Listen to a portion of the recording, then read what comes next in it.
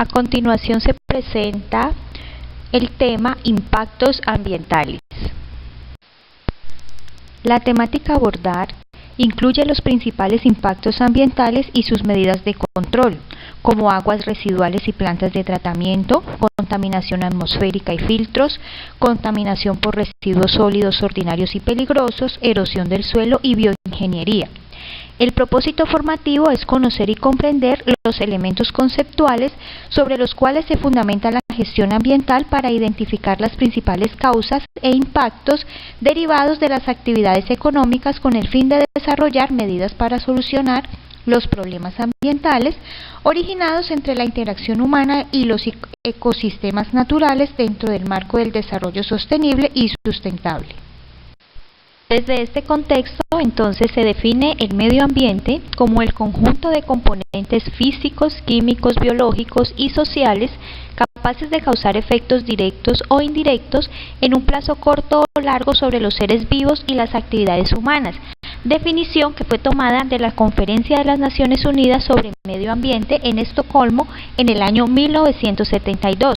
Observamos en el gráfico que hay una interrelación entre el medio social, económico y el medio ambiente, donde la intersección de los tres es el ambiente sostenible, basado en los conceptos de soportable, equitativo y viable. Es importante tener en cuenta que nuestro medio ambiente ha venido sufriendo un impacto ambiental, el cual seguramente nosotros ya lo hemos determinado visualmente y también en los medios de comunicación y en nuestra formación académica se nos ha hablado del impacto ambiental. El impacto ambiental es cualquier alteración en el sistema ambiental físico, químico, biológico, cultural y socioeconómico que pueda ser atribuido a actividades humanas relacionadas con las necesidades de un proyecto. Este impacto ambiental se presenta en los diferentes componentes bióticos del ecosistema, como el componente agua, el componente aire, el componente biodiversidad, el componente suelo, entre otros.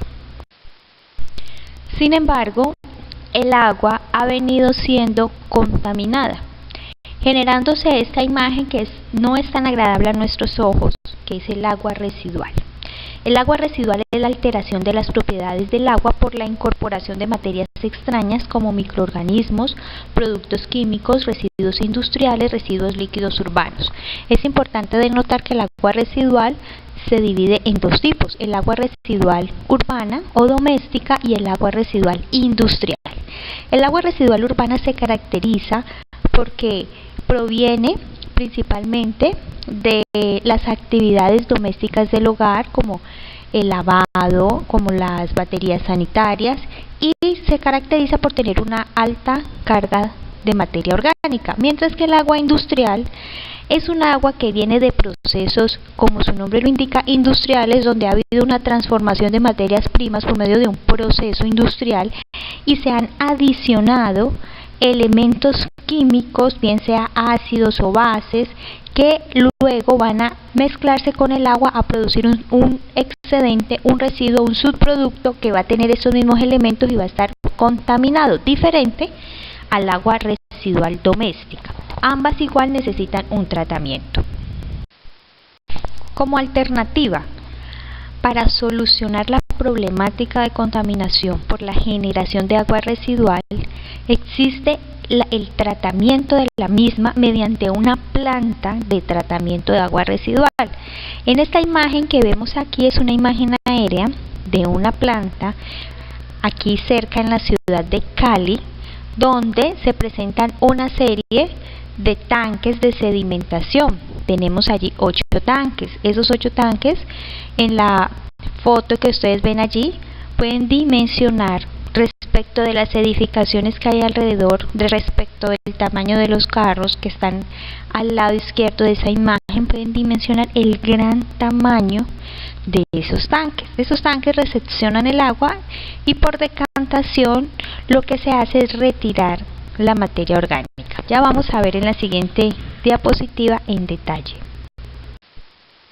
En esta imagen podemos observar cuál es el proceso en el esquema de tratamiento de una planta de tratamiento de agua residual. En primera instancia, en el punto 1, observamos que hay un pretratamiento.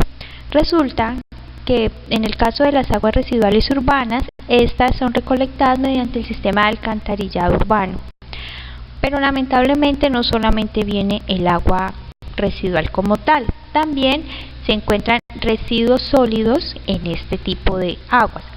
Es muy común encontrar, por ejemplo, muebles, mesas, colchones, residuos muy grandes dentro del sistema de alcantarillado. Entonces, cuando se recepciona, no se recepciona el agua solamente para su tratamiento.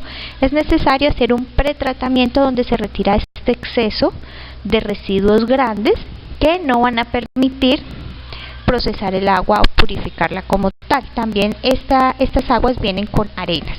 Entonces, una vez se retiran esos líquidos grandes, esos residuos grandes, el agua pasa a un segundo punto, que es la decantación primaria. Esta decantación primaria viene a ser uno de esos tanques que vimos en la imagen anterior, de los tanques de sedimentación, donde ingresa el agua, se deja allí, se deja reposando y el agua va flotando, es decir, la materia orgánica se va sedimentando, como lo vemos en esta flechita, se va sedimentando, se va quedando en el fondo y luego esta genera unos lodos, los cuales deben pasar a un proceso de espesado, posterior digestión, deshidratación y se le trata como un destino final a fangos, es decir, es un barro que viene con toda esa carga orgánica, es un barro, que no puede ser utilizado en la agricultura debido a los coliformes que puede tener, sino que se utiliza sobre todo para fines ornamentales. Una vez el agua pasa por este primer proceso de decantación primaria, se puede seguir purificando mediante un siguiente tratamiento que es el secundario, una decantación secundaria. Entonces, de esta manera el agua va a salir más purificada. Igualmente se van a generar lodos, pero el agua va a estar mucho más purificada. En esta decantación se pueden utilizar químicos como floculantes para mejorar el proceso y para acelerarlo. Hay un quinto paso aquí, que es el tratamiento terciario. El tratamiento terciario consiste en purificar aún más el agua y en involucrar elementos como el ozono O3 para realizarlo. ¿Cuál es la situación que se presenta aquí? El costo.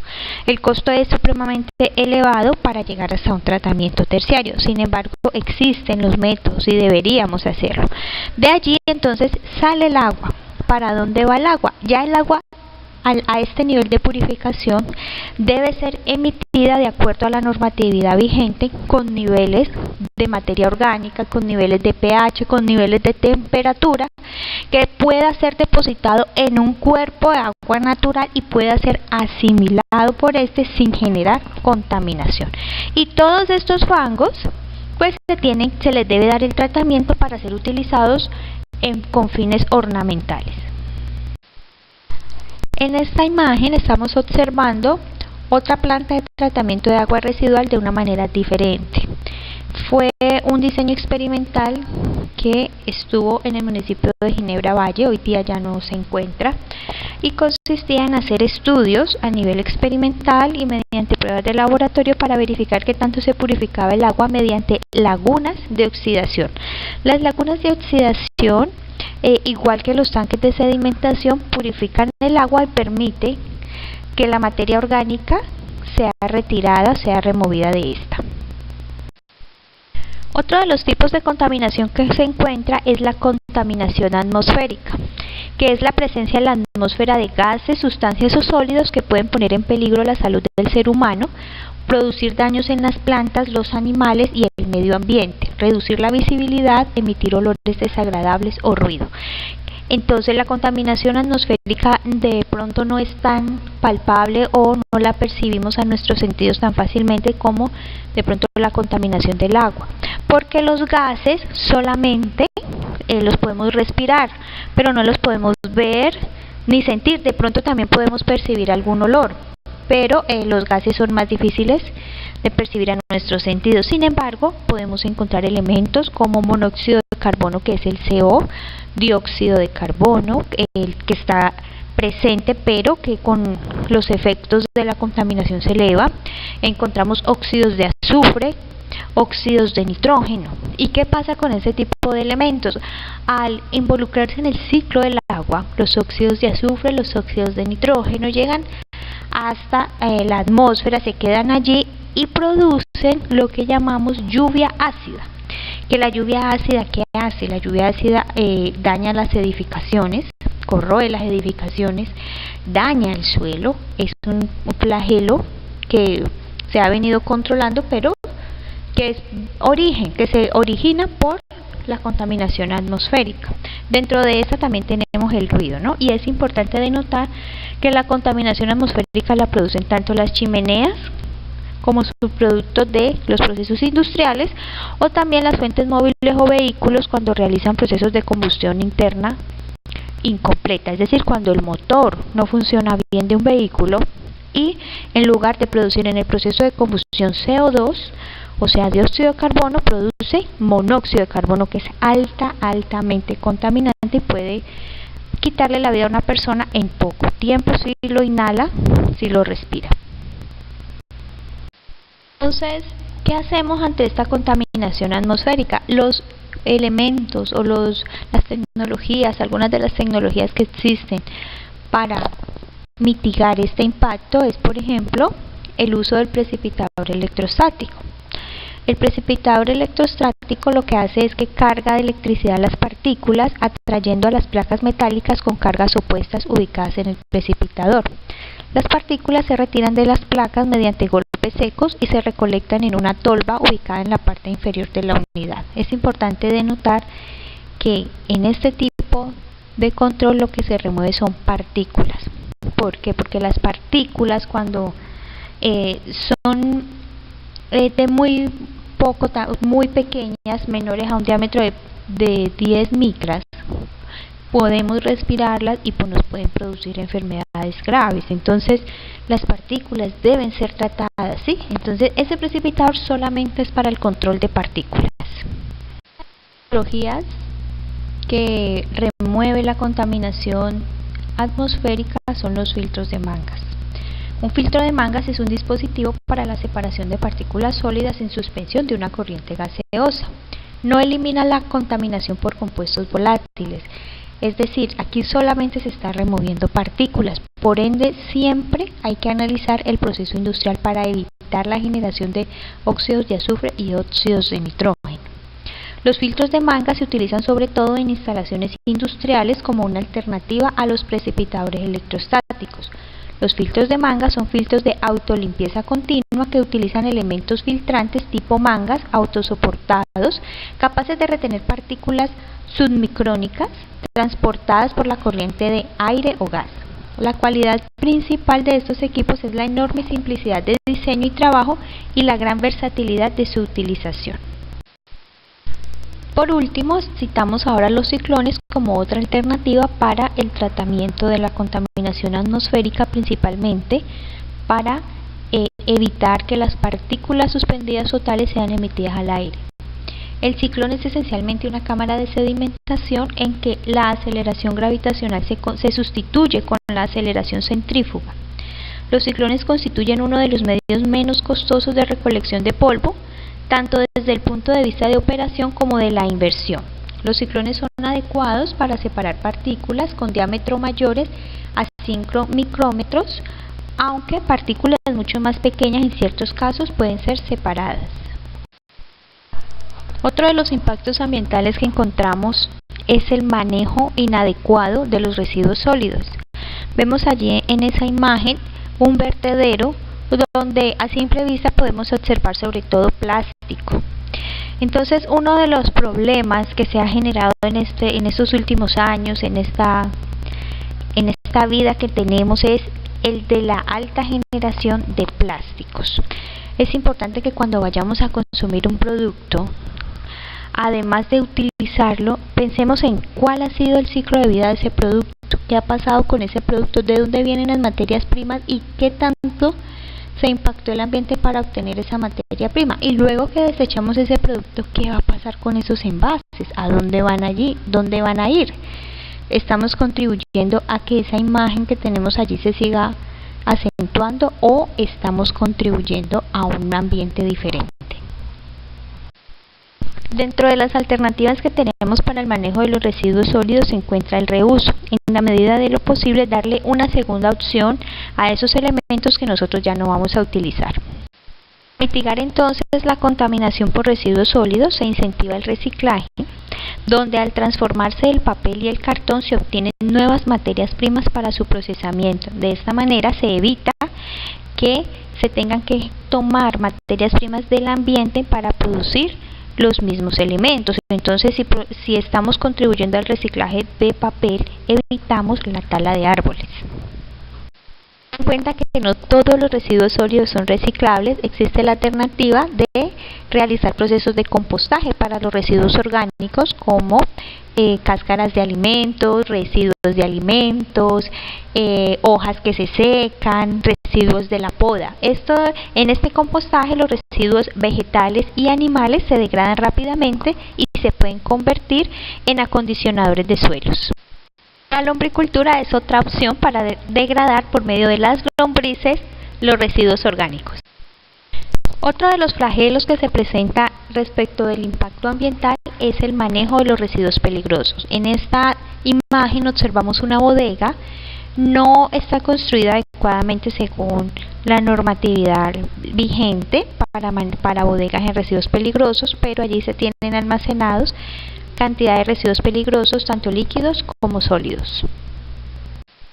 Entre los mayores problemas de las sociedades industrializadas, sobre todo en grandes centros urbanos, se encuentran los residuos descartados sin control en el medio ambiente por fábricas o depósitos de residuos químicos y agrícolas. Es importante tener en cuenta que los residuos peligrosos no van al vertedero, no van al relleno sanitario, tienen un tratamiento diferente.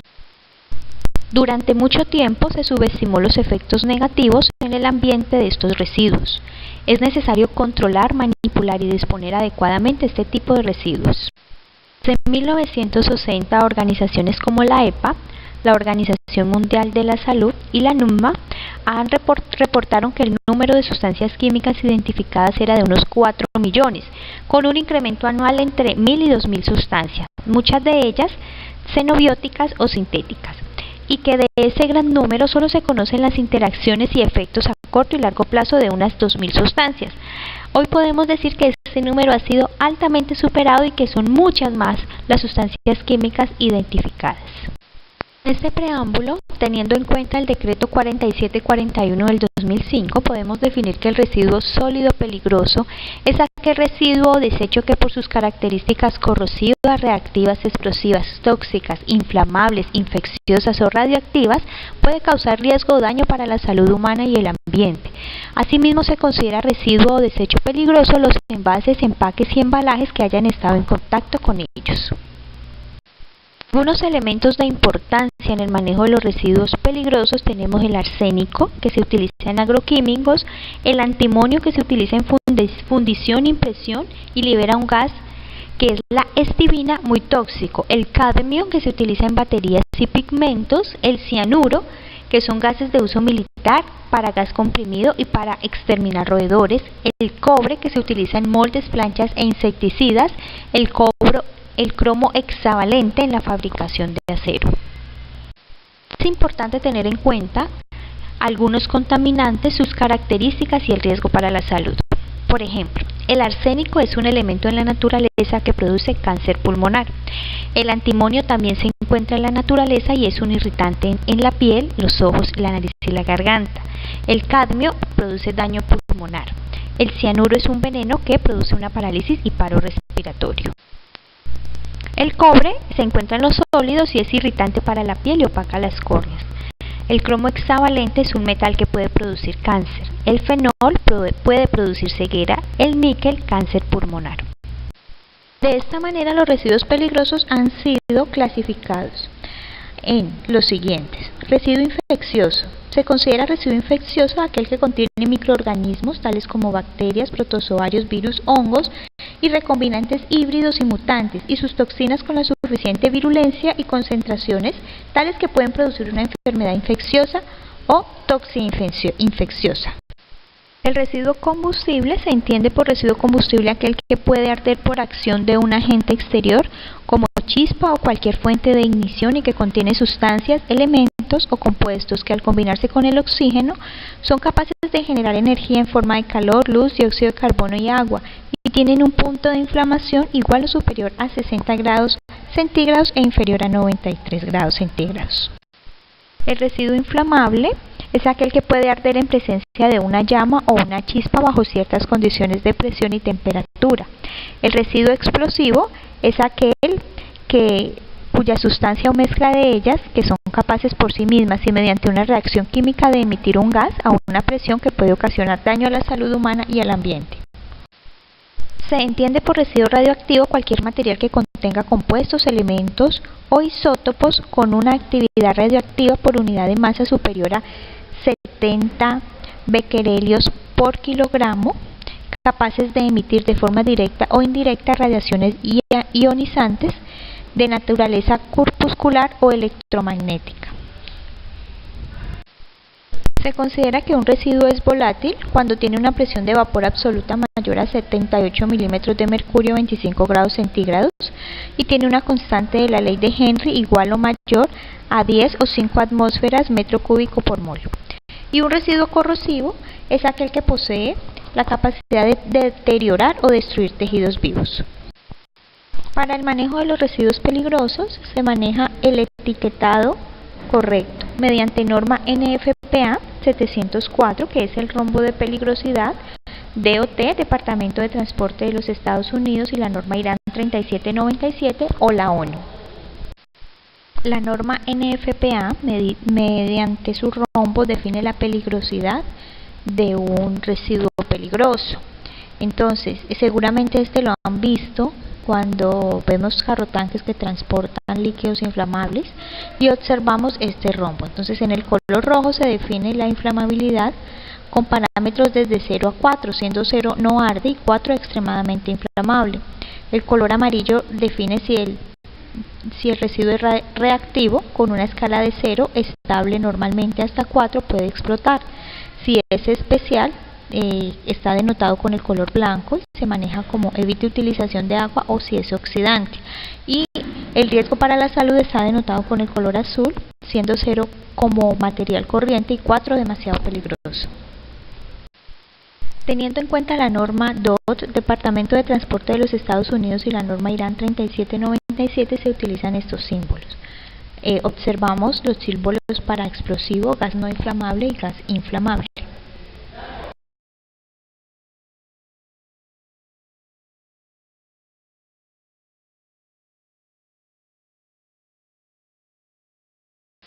También puede identificarse el residuo sólido con un código. Según la ONU, aquí tenemos algunos de ellos: el 1759, compuestos sólidos corrosivos; 1760, líquidos corrosivos; 1906, residuos de ácidos; 1992, líquidos inflamables tóxicos, etc. ¿Qué es más fácil para ustedes? ¿Cómo identificamos más fácilmente un residuo peligroso? ¿Con los códigos de la ONU, con los códigos con los símbolos DOT o con el rombo de peligrosidad? Las tres alternativas son igualmente válidas. A mi parecer, la norma IRAN es más visual, más fácil de identificar, al igual que el rombo de peligrosidad. Teniendo en cuenta el etiquetado anteriormente descrito, la disposición final de los residuos peligrosos es como se presenta a continuación. Generalmente se disponen en un recipiente de color rojo. Aquí estamos hablando sobre todo de los residuos que son sólidos. Cuando hablamos de metales pesados y reactivos, su disposición final es la encapsulación.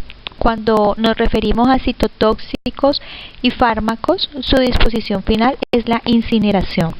Cuando hablamos de amputaciones, residuos de laboratorio, sangres y subproductos, su disposición final es la cremación. Cuando nos referimos a gasas, algodón, guantes de látex, materiales de curación y elementos infectados con residuos biológicos, su disposición final es la inactivación en el relleno sanitario. Y por último, si hablamos de agujas y material cortopunzante, igualmente Su disposición final es la inactivación en el relleno sanitario. Pero primero debe pasar por un proceso que hay que resaltar nuevamente, que es la inactivación. Es importante tener en cuenta que la empresa de aseo no es la que se encarga de estos elementos. La que se encarga de estos tipos de residuos son empresas especializadas que tienen personal formado para poder manejar este tipo de residuos. Uno de los flagelos que encontramos a nivel de impacto ambiental es la erosión. La erosión, según Ellison, citado por Hudson, define la erosión como el proceso de separación, transporte y depósito de los materiales del suelo por los agentes causantes, tales como la lluvia, el viento y el hombre. Entonces, el suelo es la pérdida de la cobertura o esa primera capa del suelo que permite la agricultura. Si nosotros realizamos una excavación profunda, vamos a encontrar que el suelo va cambiando de color, lo que se llama el perfil del suelo. Solamente la primera capa es la capa cultivable, por eso es tan importante detener los procesos de erosión. Si nosotros quisiéramos sembrar en un subsuelo, nunca va a germinar nada se va a dar allí, porque las semillas y la agricultura solamente se lleva a cabo en esa primera capa del suelo, que es la capa rica, el suelo que puede darle los nutrientes a las semillas. De allí la importancia de conservarlo. En la primera imagen observamos lo que es la erosión por consecuencia del agua, por la lluvia. Generalmente se da cuando el suelo está desnudo y no tiene una cobertura vegetal. Entonces la gota de agua cae del suelo, lo impacta y produce que se desprenda esa capa de suelo. En la segunda imagen vemos una imagen de escorrentía, donde el suelo va hacia la caída, va con la gravedad, y se va perdiendo la capa vegetal y se va perdiendo el suelo. Y en la tercera imagen observamos una cárcava de color naranja, donde ya no hay suelo sino subsuelo. En esta imagen observamos la erosión denominada pata de vaca. Se presenta cuando se llevan a cabo actividades de ganadería en zonas de ladera. Por eso es que lo que se recomienda es que todo lo que sea ganado siempre se maneje en zona baja, en zona plana, no en zona alta.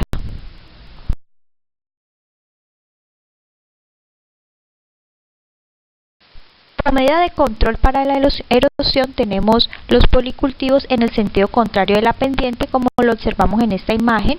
Hay dos tipos de cultivos y se ha sembrado en sentido contrario a la pendiente para evitar el proceso de erosión. Para controlar la erosión se pueden desarrollar procesos de drenaje con filtros vivos y trinchos vivos, disipadores de aguas de escorrentía. Es un proceso económico, sencillo y son procesos de bioingeniería. Observamos en la imagen superior izquierda una cárcava muy pronunciada porque ha habido procesos de deforestación y erosión por escorrentía. En la siguiente imagen observamos a unas personas que están llevando a cabo un proceso de bioingeniería por medio de trinchos vivos y guaduas, y observamos cómo en las siguientes imágenes se va dando forma a esta técnica. En la última imagen lo que vemos es que se ha dado la regeneración natural de la cobertura vegetal y se ha recuperado el suelo. Se utiliza guadua, alambres, arenas y suelo, y de esta forma estos materiales se dejan allí porque son biodegradables y se recupera el suelo. Conclusiones. El desarrollo de las actividades antrópicas ha generado impactos ambientales en los diferentes componentes bióticos.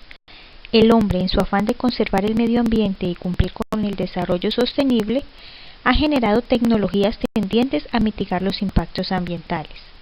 Las tecnologías son posibles de desarrollar, solo se requiere disponer los recursos económicos y el capital humano para instaurar las medidas de control señaladas.